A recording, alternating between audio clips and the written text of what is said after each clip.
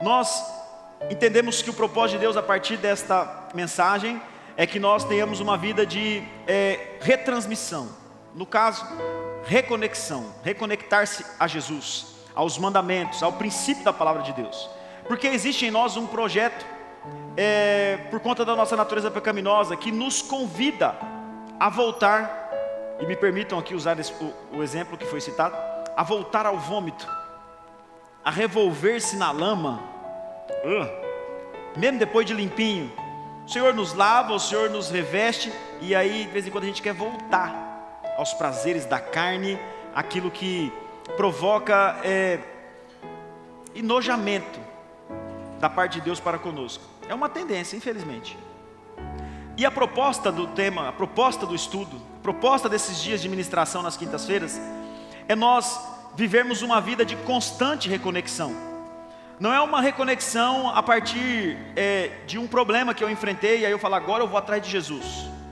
Mas é uma reconexão que faz total sentido com uma vida totalmente voltada a reconectar-se diariamente. É uma prática diária, uma conduta de todos os dias, de todos os momentos, onde eu sou impelido pelo Espírito Santo e pelo ensinamento da palavra, por não me deixar levar pelas astutas ciladas do diabo, a me conectar com o Senhor novamente. E eu lembro a vocês que nós falamos nas outras quintas-feiras sobre aquilo que o apóstolo Pedro citou na primeira carta, no capítulo 2, aonde ele vai dizer para nós, olha, a pedra fundamental, a pedra angular, esteve sobre o povo, mas os seus a rejeitaram, ou seja, os judeus. E a igreja de Cristo, os que creem, a tem como pedra fundamental, como pedra angular. Quem não crê tem ela como pedra de tropeço. E ele estava dizendo assim, olha, um dia vocês foram conectados a Jesus porque creram. E aí no capítulo 2 ele vai nos dizer, irmãos, sobre uma série de coisas que podem nos desconectar. E é esta ação aqui que vai nortear a nossa ministração. É esta ação que vai nos gerir a viver uma constante reconexão com o Espírito Santo de Deus. Se nós não tivermos constância na reconexão, se nós não tivermos constância em nos conectar com Jesus, nos reconectar com Jesus, nós podemos ir à bancarrota, nós podemos ir de uma vez por todas para o fracasso espiritual. E aí, irmãos, não ter forças para voltar, porque nós não temos conexão com quem nos dá força. Nós não temos reconexão diária com quem nos alimenta, com quem nos deixa a par de uma vida totalmente fortalecida no poder do Espírito Santo. Por isso a proposta, reconecte-se, reconecte-se, reconecte-se. Porque assim a igreja vai caminhando de glória em glória, até que o Senhor Jesus Cristo venha nos buscar e todos nós possamos estar com Ele nas alturas em nome de Jesus. Amém? Na primeira semana nós falamos, sobre reconhecer a justiça e a expressão da fé em Cristo Jesus. Reconhecer que somos supridos em tudo mediante o poder de Deus, e que existe promessa para aqueles que estão conectados. Isso está lá nos versos 1, 2, 3 e 4 do primeiro capítulo que nós estudamos na primeira quinta-feira, no primeiro capítulo da segunda carta de Pedro. Depois nós trouxemos, irmãos, a proposta de entendermos que o apóstolo Pedro tenta despertar a nossa memória. Ele tenta nos fazer pensar. Ele usa um texto para dizer isso, olha, quero despertar a memória de vocês. No verso 13 do capítulo 1, ele diz assim, olha, considero importante enquanto estiver no tabernáculo deste corpo, ou seja, ele estava prestes a morrer, então ele considerava importante enquanto ele estava vivo, despertar a nossa memória, despertar a memória de vocês, ou seja, nos reconectar à promessa de Deus. Porque se nós somos geração eleita, sacerdócio real, povo adquirido, nação santa do Senhor, nós temos uma conexão, e esta conexão é para um objetivo: anunciar as grandezas de Deus, tirar pessoas das trevas para a maravilhosa luz, a partir desse anúncio. E o que nos faz, irmãos, às vezes desconectar é o silêncio, nos calar. Então ele fala assim, olha, eu quero despertar a memória de vocês. O que, pastor, que ele desperta na nossa memória? Que nós não podemos nos submeter aos ensinos enganosos, engenhosos, e tem muito, e hoje nós vamos abordar sobre isso bastante aqui. Nós precisamos nos submeter à autoridade de Cristo dada por Deus, e apropriar-se da autoridade de Cristo, para estarmos conectados a Ele. Lembra que eu falei? Deus deu autoridade a Jesus. Jesus mesmo fala assim, olha, eu recebi do Pai a autoridade. Nós não temos a autoridade, irmãos, nós temos Jesus. Jesus é a autoridade, nós falamos em nome de Jesus. Aonde que você reconhece os ensinos engenhosos e engenhosos? Quando o cara começa a expulsar demônios sem falar o nome de Jesus. Eu te curo, né? Eu até citei aqueles memes da internet. Emagrece. Já viu aquele cara? As irmãs queriam fazer fila, eu fiquei sabendo. O cara ia passando, aí o outro dá um giraia. O cara cai. O cara peça perto do outro, não tem nome de Jesus, não tem autoridade de Jesus, faz assim. Aí o cara cai na cadeira e fica estribuchando, que nem um porco. Irmãos, os ensinos engenhosos, enganadores, que estão a todo o tempo à nossa disposição, e é isso que me preocupa. Porque, irmãos, quando eu vou estudando, eu vou vendo que às vezes as coisas me deixam também com o meu emocional, sabe, nossa, que legal. É quando você cai na racionalidade do culto, porque o culto é o quê? Racional. Você percebe que você está sendo enganado. Mas nós vamos falar mais sobre isso daqui a pouco. E uma terceira parte que nós falamos na semana passada é sobre a infalibilidade, a inerrância das Escrituras, a fim de nunca escurecer os nossos corações, baseado no verso 19 do primeiro capítulo. E aí hoje nós vamos fazer essa reconexão a partir deste capítulo aqui, 2, que vai nos mostrar e nos nortear algumas coisas. Primeiro, irmãos, você pode deixar a sua Bíblia aberta, e eu quero te acompanhar com você. E nós vamos falando aqui alguns versos, você pode acompanhar a leitura junto comigo. Primeiro aí, no primeiro verso, ele vai deixar bem claro que no passado surgiram falsos profetas no meio do povo, como também surgirão entre vocês falsos mestres. Introduzirão secretamente heresias destruidoras, chegando a negar o soberano que os resgatou, trazendo sobre si repentina destruição. Ou seja, a intenção é que você entender que no passado os profetas eram usados como a voz de Deus, a interlocução de Deus para com a comunidade. Deus precisava falar com o povo, ele usava um profeta. E aí Deus nos dá nos dias de hoje a profecia à luz da palavra. Não existe profeta que não está conectado à Escritura. Se você conhece alguém que se intitula assim, olha, eu sou o profeta fulano e tal, não é bíblico, irmãos, não tem conexão com as Escrituras. Porque profeta todo mundo é só abrir a Bíblia e começar a ler. Se você abrir a Bíblia, recitar textos da Bíblia, você é um profeta da palavra de Deus. É acerca disso aqui. Teve gente que tentou deturpar a profecia. Aí, lembra que eu falei domingo? Deus deixou apóstolos, profetas, evangelistas. O apóstolo e o profeta, apóstolo é ministério apostólico, o missionário que sai pregando e implantando igreja. Profeta é quem expressa a palavra de Deus. O título é um tanto quanto complicado. Não vou entrar nesse mérito, senão nós vamos ficar longe aqui, porque eu gosto de falar desse assunto, né? Mas nós estamos aqui diante, então, da proposta dos dias atuais. Se nós não temos mais apóstolos, não temos mais profetas, o que nós temos? Pastores e mestres. Quando ele faz essa alusão assim, olha, chegarão sobre vocês nos dias de hoje falsos mestres, é porque quem nos ensina, irmão, é os mestres. Quem nos dá direcionamento quanto ao que precisamos aprender. Eu não estou falando de informação, estou falando de conhecimento. Porque a gente às vezes olha um cara trazendo uma instrução, por exemplo, na internet, e nós não vamos nos aprofundar se aquilo de fato é verdade. Então nós absorvemos a informação e não o conhecimento. Por isso que muita gente cai na famosa fake news. Vê uma informação. Gente, tem gente que até hoje está mandando mensagem falando que os quartéis estão se organizando para fazer o negócio no Brasil. Até hoje. Sem brincadeira. Tem uns grupos de WhatsApp que o pessoal manda, fala, tem um pessoal que está se organizando aí, vai qual o exército. Mentira. E tem um povo assim, é verdade, né? Eu falo, rapaz, essa notícia é de 5 meses atrás, querido. As pessoas vão se inteirando sobre isso. Irmãos, isso dentro da igreja acontece muito. Dentro do projeto do Evangelho acontece muito. Eles vão introduzindo a heresia, e ela é destruidora por quê? Porque ela não destrói só quem recebe, mas quem também está fazendo. Irmãos, eu vou falar uma coisa para vocês, que pode ser que você discorde, pode ser que não. Mas eu acredito que os hereges, né, por assim dizer, as pessoas que têm esse comportamento, que elas não fazem assim, olha, eu estou com intenção de ser um herege, de ser um falso mestre, eu vou acabar com a igreja. Não, eu acho que não é muito por aí. Eu acho que no fundo as pessoas têm até uma boa intenção. E aí que é o perigo, porque nós podemos ser levados também pelas boas intenções do nosso coração, e o nosso coração é enganoso. Então pode ser que nós sejamos destruídos ou causemos destruição sem ao menos estarmos aqui em cima do púlpito. Pode ser que nós como igreja sejamos instrumento de Satanás. Às vezes o pastor falou, não concordei com o pastor, você vira aquela... o irmão veio me falar um negócio, aquele negócio. É a introdução, irmãos, daquele que quer trazer uma informação, fingindo ser um conhecimento, e trazer aquilo como uma verdade absoluta para a igreja. Qual que é o nosso papel? Estarmos atentos.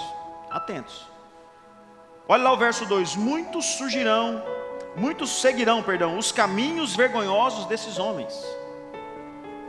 Muitos.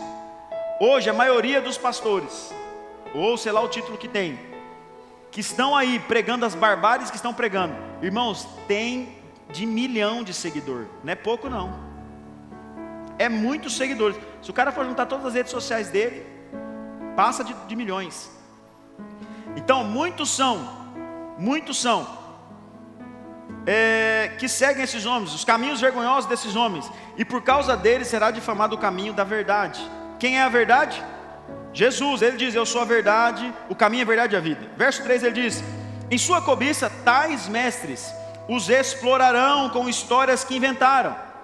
Há muito tempo a sua condenação paira sobre eles, e a sua destruição não tarda. Ou seja, há colheita para o que eles estão plantando. Isso é fato.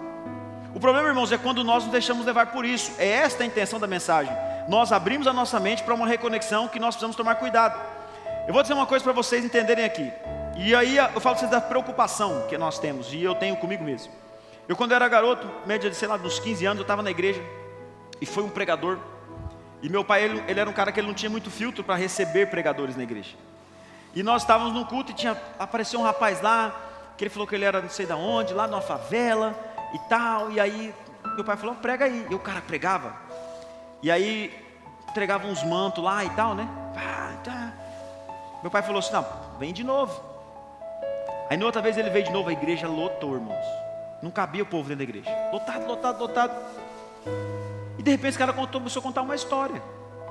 Que ele estava num tempo de oração, de jejum e pá. E aí ele foi orar em tal lugar. E o dono da fazenda que ele foi orar queria matar eles porque eles estavam lá e tal. E aí quando ele estava lá, ele foi orar, o dono da fazenda chegou sobre eles. E de repente o dono da fazenda ajoelhou, caiu no chão, começou a chorar porque eles estavam orando. E aí entendeu por quê? Eu estou resumindo a história, porque a história é toda numa ministração para comover a gente.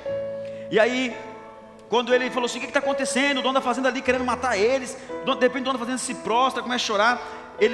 Aí ele disse que a mocinha que eles estavam orando, mas eles não sabiam, começou a orar junto com eles. Mas aí quando o pai chega e vê, percebe que a filha que era muda começa a falar. Ela estava orando junto.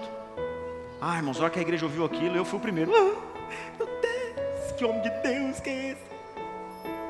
Irmãos, eu lembro que passou uns 3 dias, chegou um irmão da igreja e falou assim: pastor, falou para o meu pai, essa história é de um outro pregador. Aí meu pai falou: mas como assim, pastor? Irmão, naquela época nós não tínhamos zap. O irmão pegou, sacou da bolsa dele a fita cassete, lembra? E ó, tic-clac, na televisão lá, nós assistimos o pastor contar a história dele, que era verídica, que o cara gravou. E o que o rapaz que estava contando para nós estava fazendo, era plágio. Ele estava mentindo, inventando uma história para comover a igreja. Você sabe o que mais me dói? Me comoveu. O cara me enganou, você acredita? Se eu tivesse R$100 naquele dia, eu tinha dado para ele de oferta, porque ele pediu depois, que ele não é trouxa.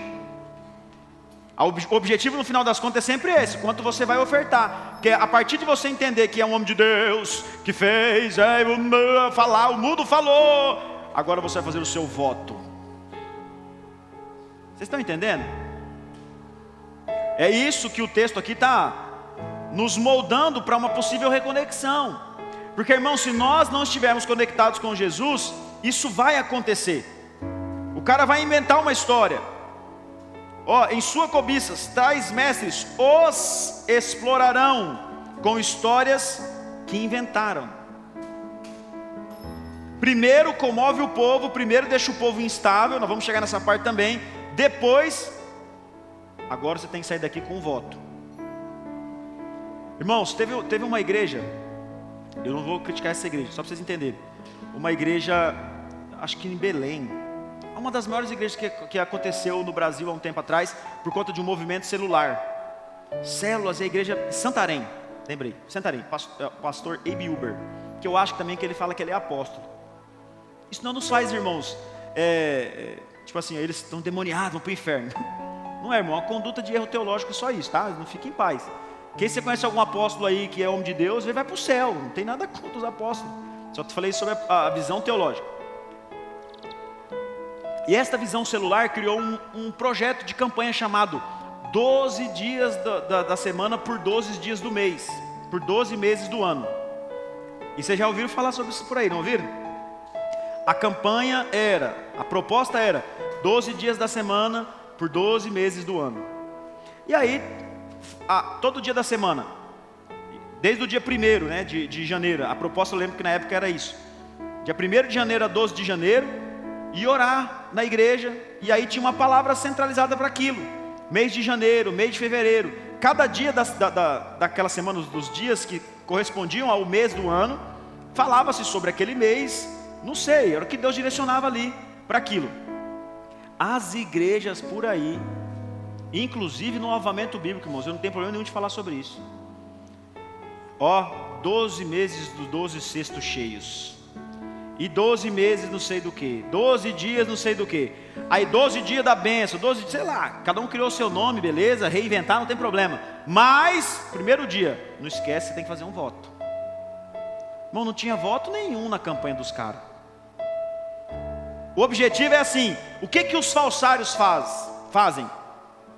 Eles aprimoram algo que às vezes está escrito, para poder nos pegar nas entrelinhas. Qual que é o problema de fazer uma campanha? Qual que é o problema de participar de um evento na igreja, onde você vai orar, ouvir uma palavra e tal? Qual que é o problema? Mas no final das contas tem uma contrapartida. Todo mundo vai se ressignificando para o mal. A proposta é nós nos ressignificarmos para o conceito da Bíblia, para as Escrituras. Nós não podemos cair nesses enganos, e caso nós caiamos, nós precisamos de fato, em instantes, nos reconectar com Jesus e repreender este mal da nossa vida. Quando você for assombrado por convites como esse, vem, vai na minha igreja, porque na minha igreja você vai receber a bênção.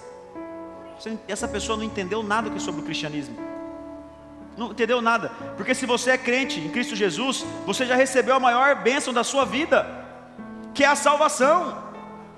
Não existe bênção que vai sobressair a esta em qualquer culto ou campanha que seja.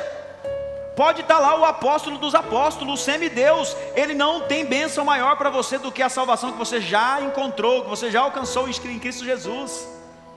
Vocês estão entendendo?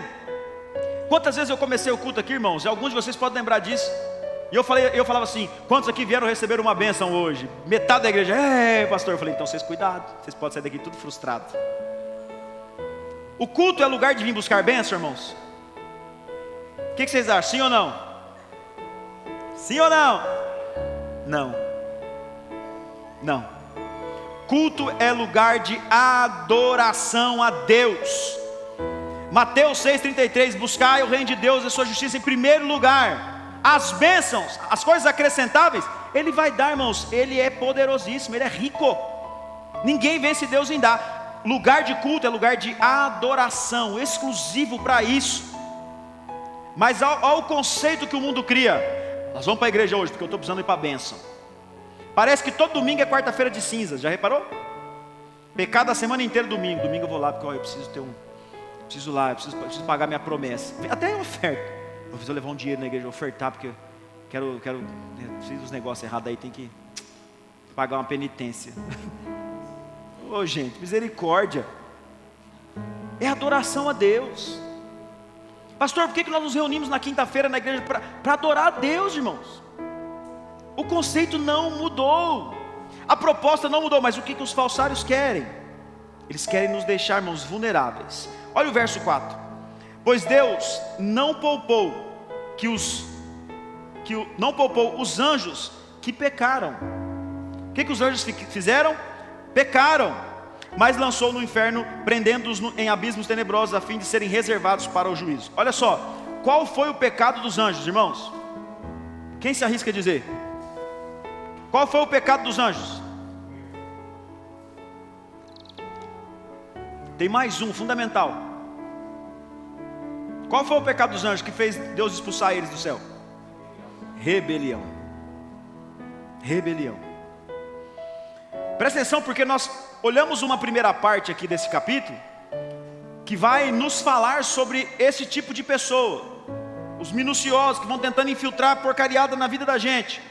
A partir do verso 4 agora, ele vai nos dar exemplos de como essas pessoas agem no meio da igreja. Você vai conseguir começar a identificar essas pessoas. Então, o primeiro exemplo: pois Deus não poupou os anjos que pecaram. E aqui me permitam fazer uma releitura assim, de maneira coerente, é claro.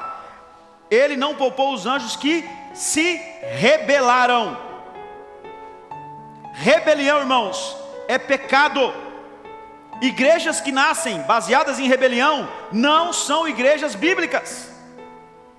Pastores que se auto-intitulam apóstolos, bispos, pastores, profetas, porque não quiseram consagrá-lo a tal, estão em rebelião. É sobre esse tipo de gente que nós estamos falando aqui, irmãos. Pessoas que não conseguem submeter-se a uma autoridade. Tem um negócio na teologia que a gente chama de espírito independente. E as pessoas não se cansam de ser assim, inclusive a gente. Cuidado para você não se identificar, porque eu me identifico às vezes. Vamos supor que nós estamos aqui e eu falo para... Um exemplo, tá, irmãos? Bem supérfluo. E eu falo para a Custódio, olha, eu queria que no final do culto, eu estou dando uma diretriz para ela, estou dando uma ordem, uma diretriz como pastor da igreja.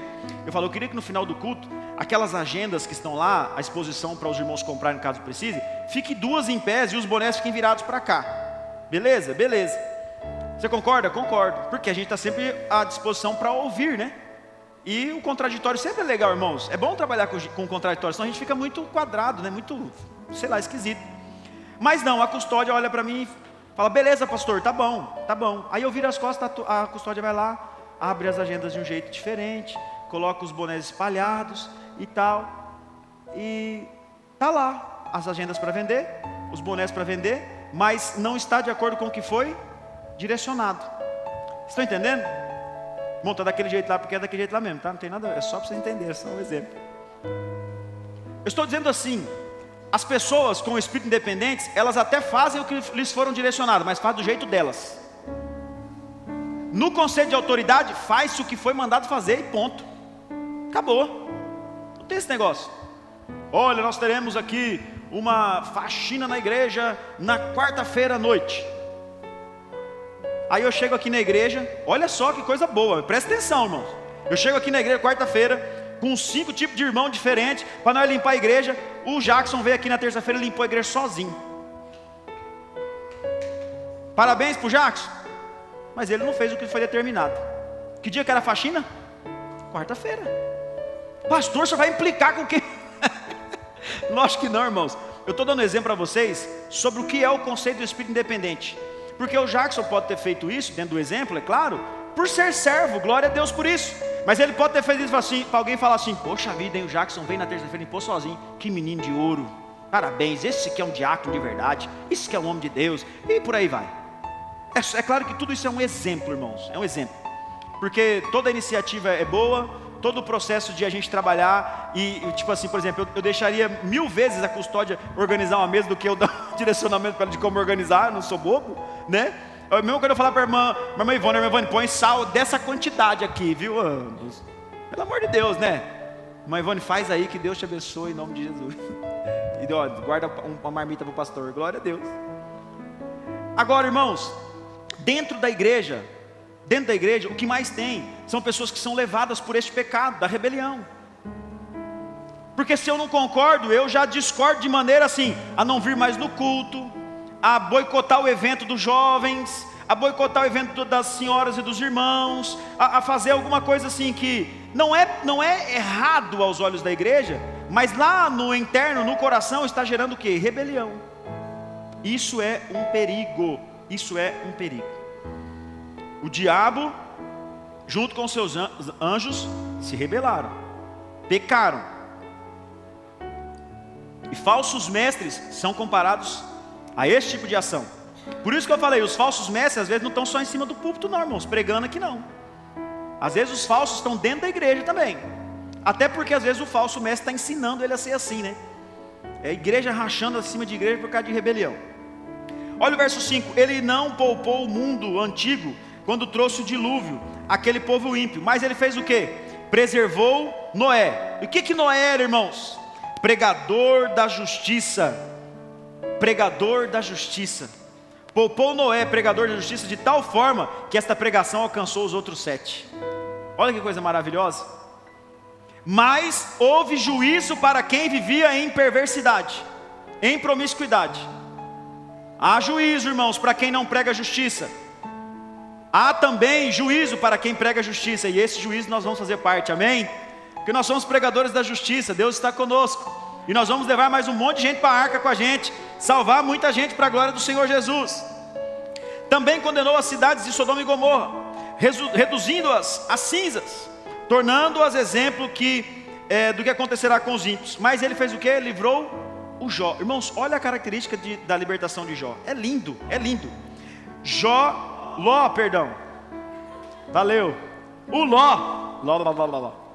Livrou o Ló, homem justo, beleza? Quem é justificado por Jesus, diga amém. Olha aqui, irmãos, a característica de homem justo: que se afligia com o procedimento libertino dos que não tinham princípios morais.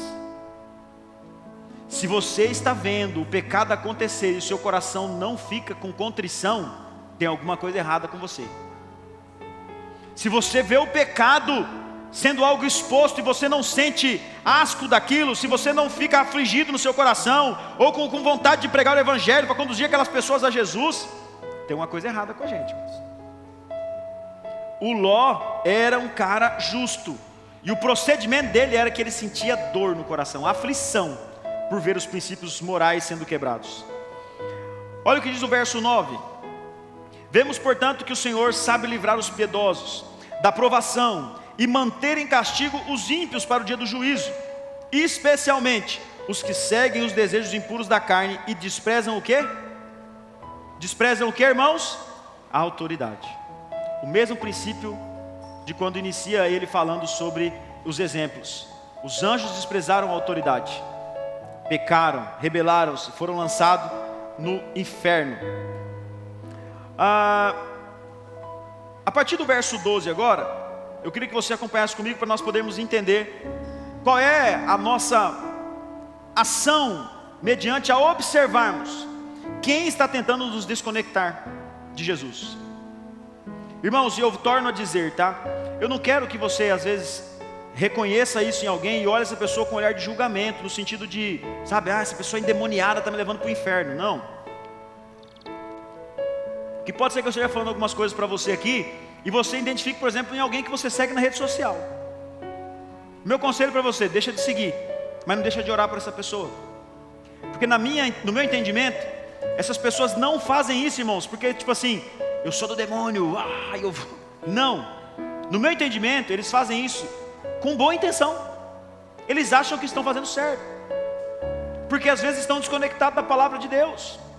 A nossa oração é para que todos se reconectem, inclusive esses que às vezes pregam coisas fora do princípio da palavra de Deus. Então não é sobre um olhar aqui, irmão, de acusação, de morte para quem faz isso. Não é essa a intenção. A intenção é que essas pessoas sejam alcançadas por uma reconexão, como nós estamos sendo alcançados aqui nessa noite, amém? Olha o verso 12: mas eles difamam o que desconhecem. Entendeu a minha tese? Eu vou de novo aqui, irmãos, eu vou parar para vocês entenderem. Vocês estão entendendo a minha tese? Eles difamam o que?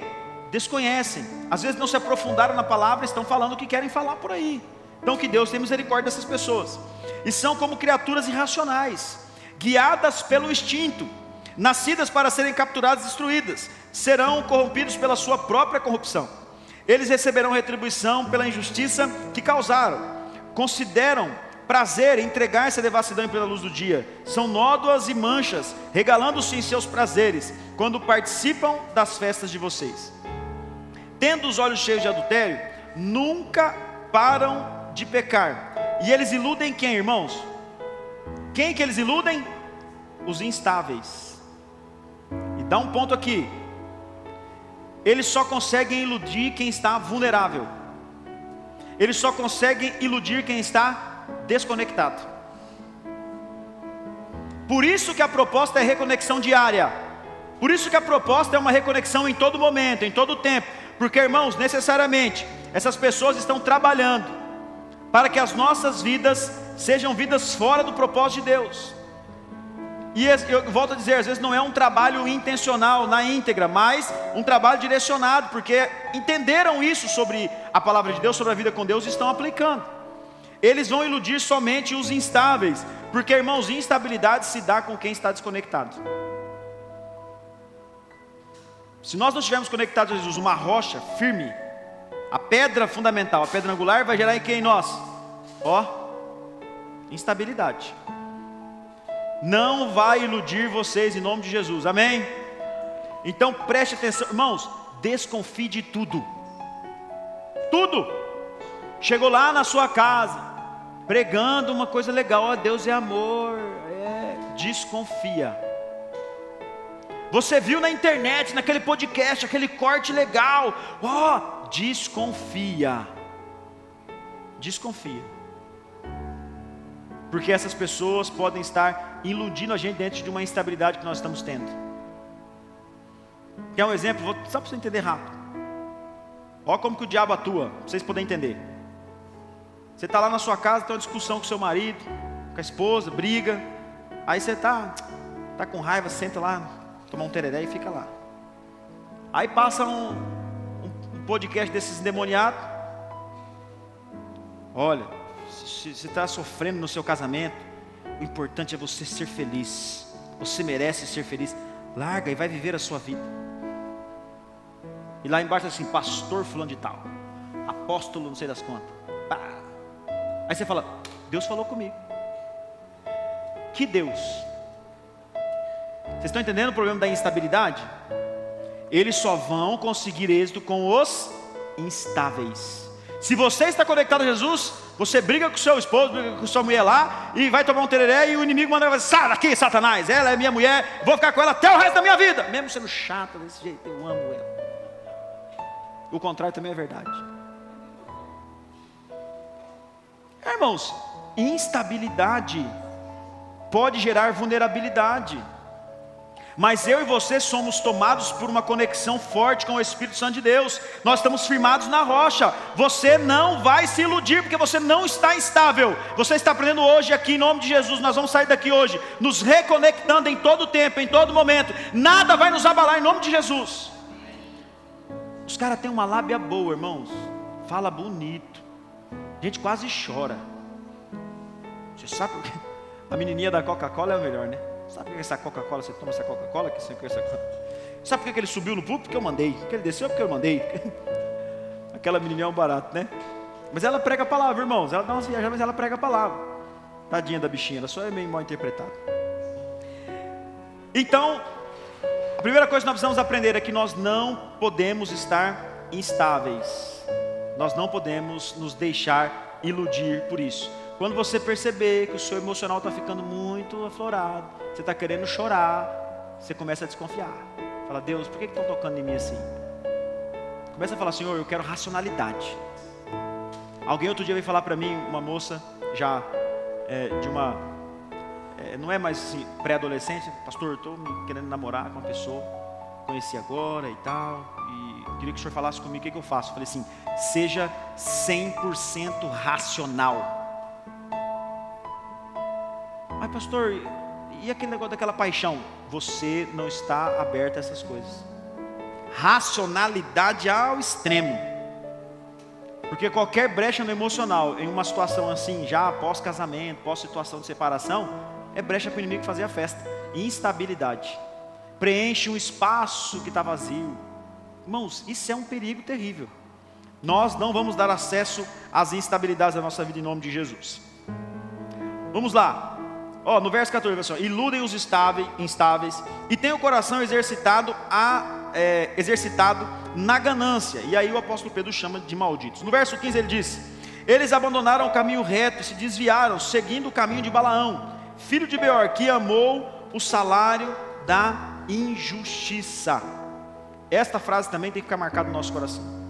Nós não podemos amar o salário da injustiça. Sabe como que você faz esse filtro, irmãos? quando você não quer ver o mal de ninguém. Tem quando você conhece alguém que acabou se dando mal para alguma coisa e fala assim, tá vendo? Eu avisei. Ninguém mandou fazer mal para mim. Tá vendo? Bem feito. Olha, bem feito, irmãos. Como é que é bem feito um trem que deu ruim para as pessoas? Não, mas a gente tem uma tendência a amar o salário da injustiça. Venha para esta igreja, porque aqui está o poder de Deus. Lá é mentira. Irmãos, uma pessoa que fala isso sobre a igreja, porque assim, já era uma cúpula de igrejas esquisitas, mas a mão de Deus só está nesse lugar.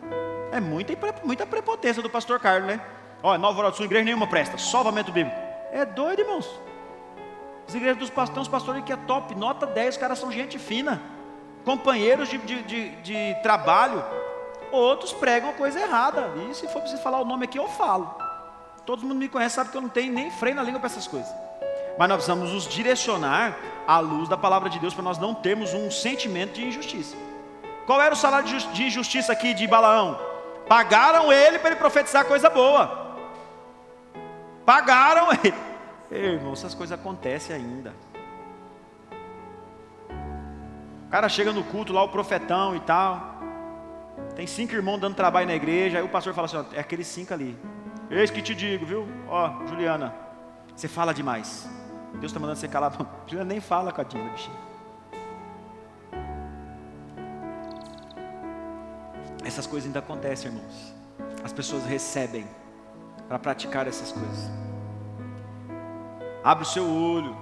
Você está pagando para ir aonde? Para fazer o quê? O que foi dado de graça você tem que dar. A graça de Deus derramou sobre a sua vida. Para que você tem que ficar pagando para ir ver gente pregar, irmãos? Olha, eu vou falar agora para vocês. Eu sou músico.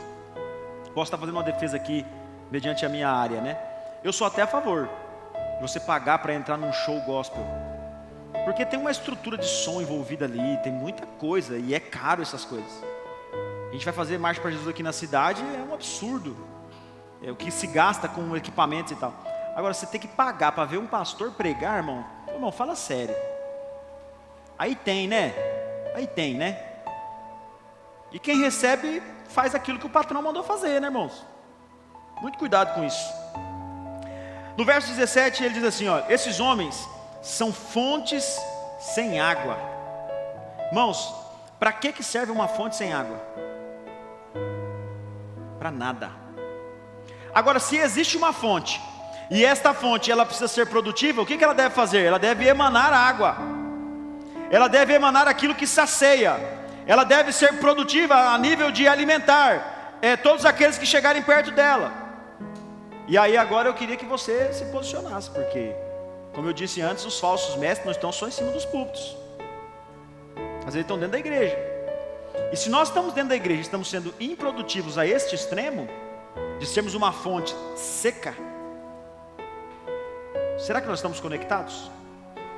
Será que nós estamos mesmo assim, envolvidos com o Senhor, ao ponto de nós trabalharmos a nossa vida para que outras pessoas sejam abençoadas? Ou nós não estamos vivendo 1 Coríntios 13, que fala que o amor não folga em interesse. Porque o amor de Cristo, ele foi reverberado para que eu e você fôssemos salvos. E esse ensinamento é para que através de nós outras pessoas sejam salvas, porque nós somos cheios do Espírito Santo de Deus. Ou seja, nós somos uma fonte que emana poder de Deus, que emana a palavra de Deus, que emana aquilo que Deus quer falar à humanidade, que é salvá-la. Se eu não falo, eu sou o quê? Uma fonte seca. A comparação com os falsos mestres, irmãos, é porque eles falam daquilo que vem aos seus corações. Eles falam daquilo que eles intencionam para poder às vezes usurpar aquilo que você tem. Porque eles estão completamente desconectados da essência do Evangelho. Mas eu e você podemos até dar uma resbalada, mas precisamos nos reconectar. Irmãos, não há crescimento na igreja se não houver igreja comprometida com o crescimento. Não há intencionalidade de alma salva se a igreja estiver comprometida com salvação de almas. Mas pastor, o senhor não prega? Irmãos, a minha parte é a minha parte, e a sua? Não, pastor, mas na igreja aqui o senhor que é o pastor, o senhor tem que fazer. Irmãos, isso aqui não é instituição onde o patrão, que é assim que as pessoas veem o pastor. Não, o pastor é o patrão, o dono da igreja. Irmão, quem falou isso? Daqui da igreja, eu sou o que mais serve. Em nome de Jesus, eu quero continuar sendo assim. Servo de todos.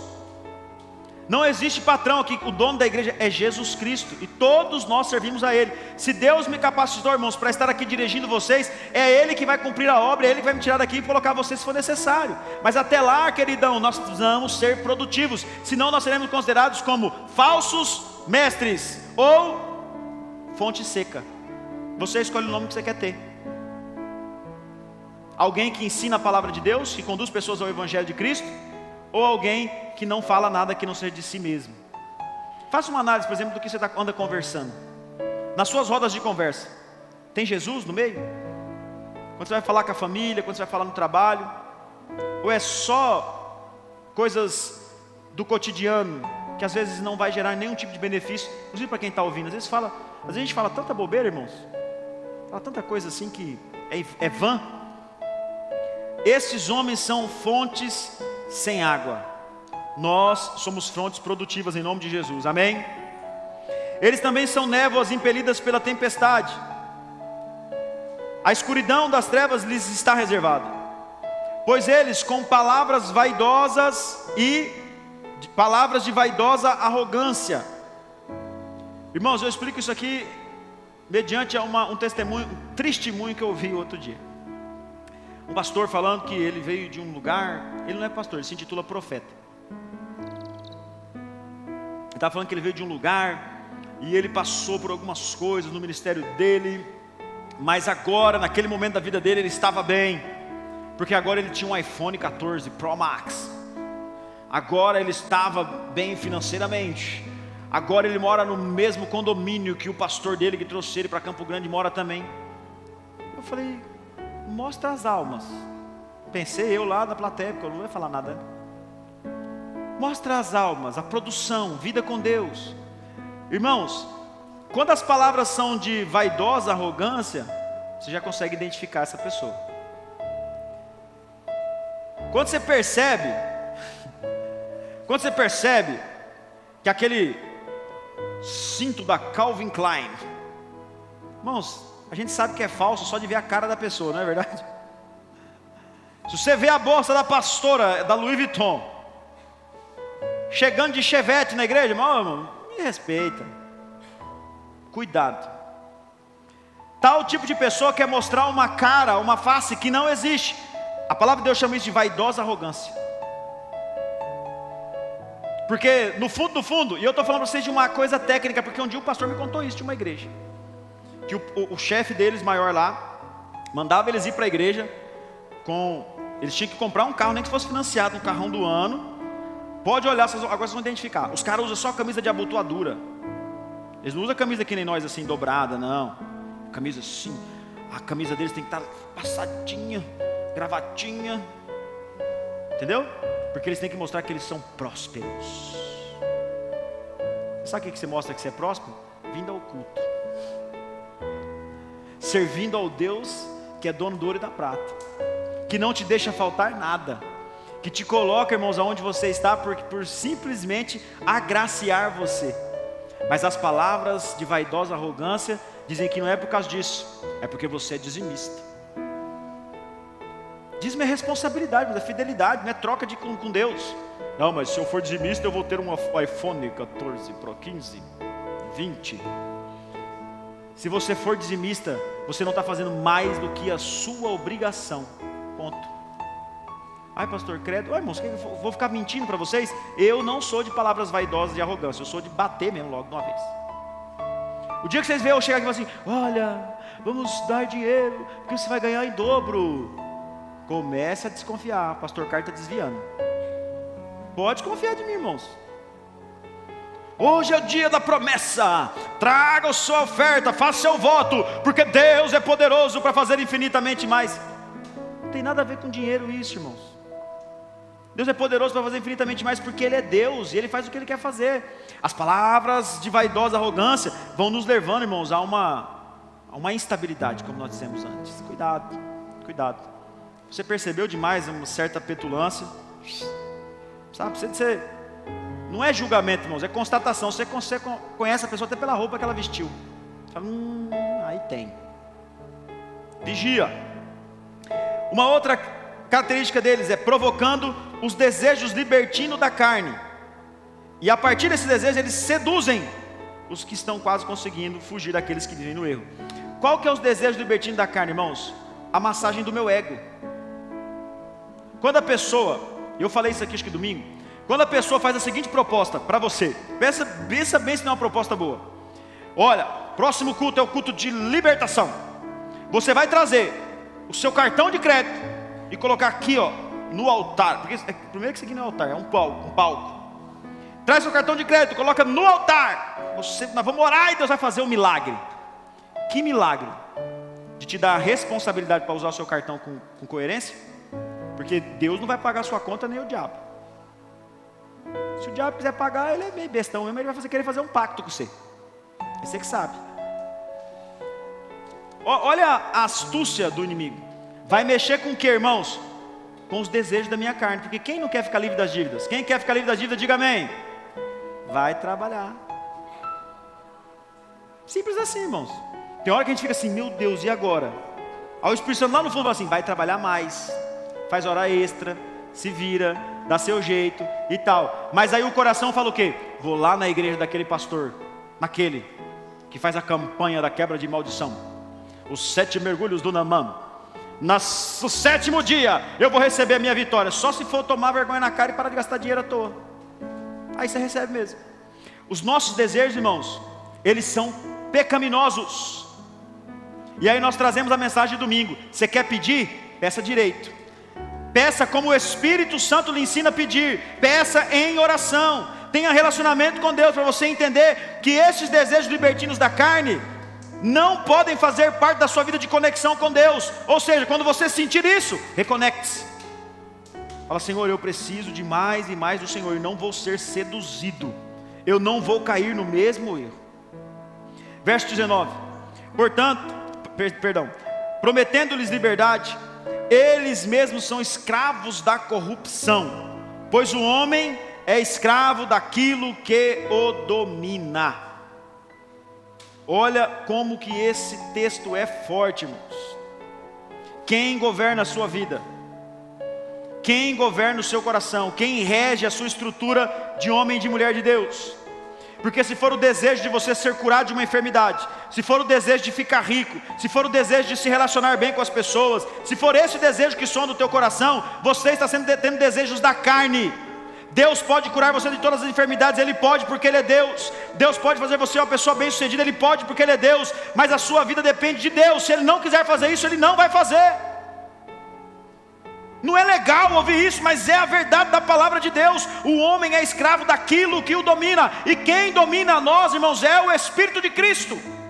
Não pode ser o Espírito do mundo. Não pode ser os falsários. Irmãos, está assim de gente querendo dominar outras pessoas. Só que os instáveis se deixam dominar, porque estão desconectados da presença de Deus. Eu já contei esse exemplo aqui, eu vou contar de novo. Um dia eu fui tomar um café com um colega. Ele também é pastor, eu acho que é. E nós sentamos assim na igreja, e ele falou para um rapaz que era diácono.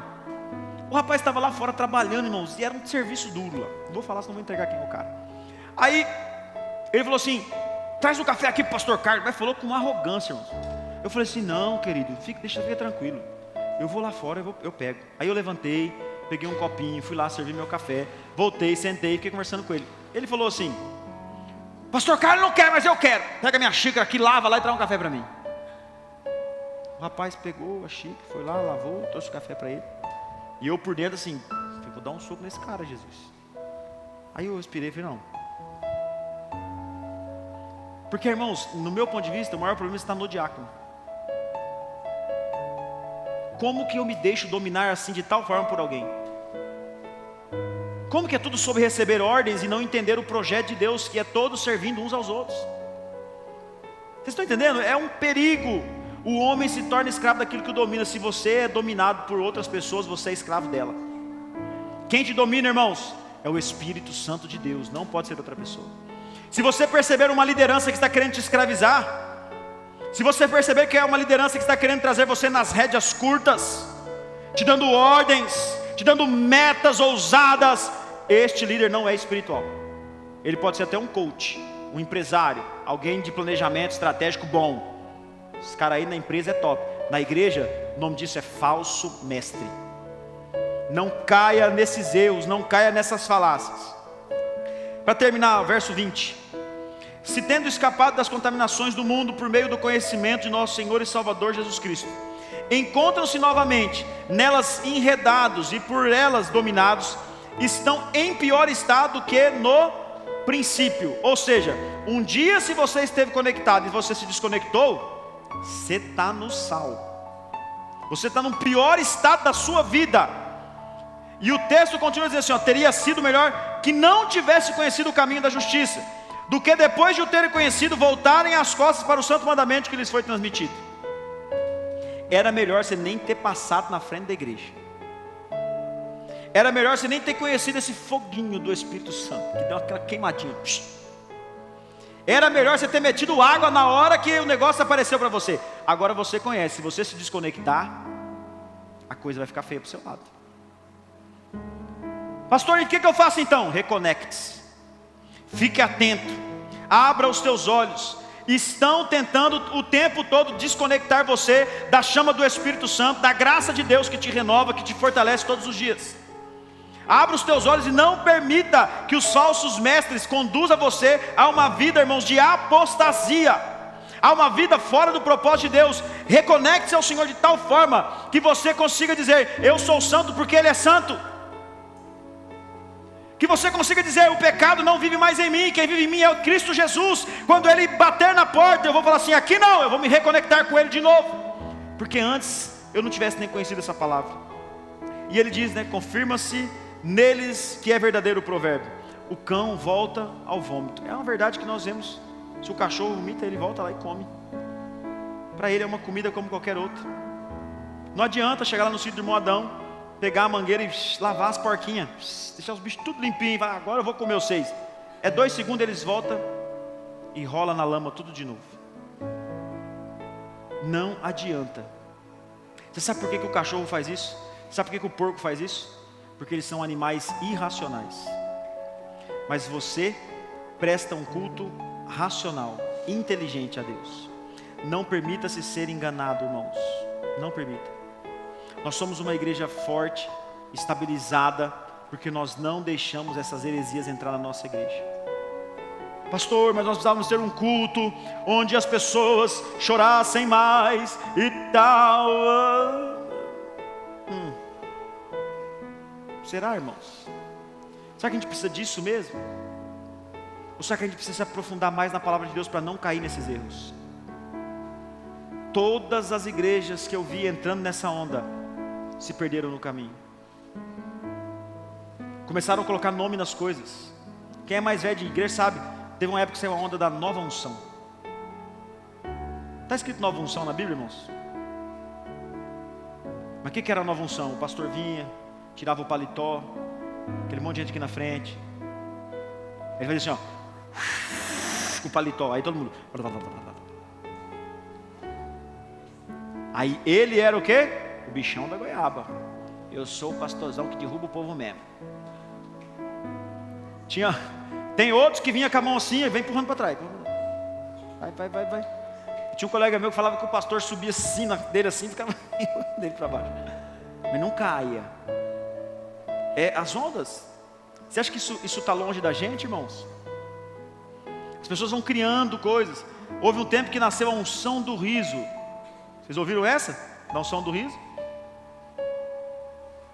Agora está começando de novo aí, ó. Os articuladores, os falsos mestres, passa perto das pessoas assim. Passa perto do João assim, ó. Ó o João. Parece um bobo da corte. Irmãos, está na internet. E você acha que os likes são de reprovação? Não, são pessoas aplaudindo essas coisas, participando e fomentando conferência de pessoas que estão voltando ao vômito, de pessoas que estão se revolvendo na lama, porque estão tendo atitudes de um culto emocional e não racional. Nós somos uma igreja de um culto racional, que buscamos experiência com o Espírito Santo de Deus, com o poder de Deus, com a manifestação da glória de Deus, mais pautado na palavra. Fora da palavra nós não vamos viver. Pastor, então eu não vou ficar nessa igreja. Pega descendo, vai embora. Porque se for ficar aqui vai ouvir a palavra de Deus na íntegra. Ai pastor, o senhor pega pesado, é porque eu amo. Se fosse para me pegar leve, irmãos, a igreja estava cheia de gente aí. E eu tinha que dar paz do Senhor para todos daqui uns dias. Vamos ser íntegros e nos reconectar a Jesus em todo momento.